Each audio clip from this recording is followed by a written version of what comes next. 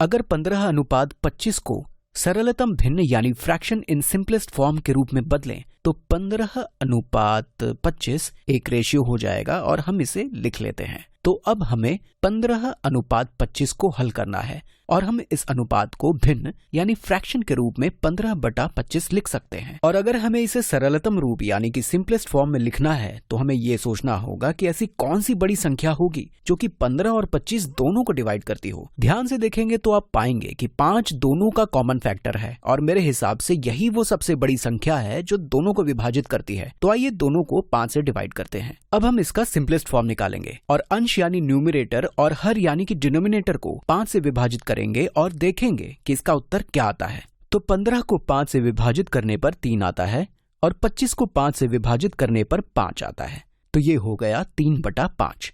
3 और 5 का एक से बड़ा कोई कॉमन फैक्टर नहीं है, इसलिए यही इसका सिंपलेस्ट फॉर्म यानी कि सरलतम रूप है।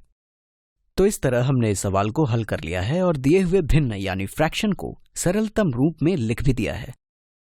अगर हम इस रेशियो के फॉर्म को लिखना चाहें तो हम इसे 3:5 भी लिख सकते हैं।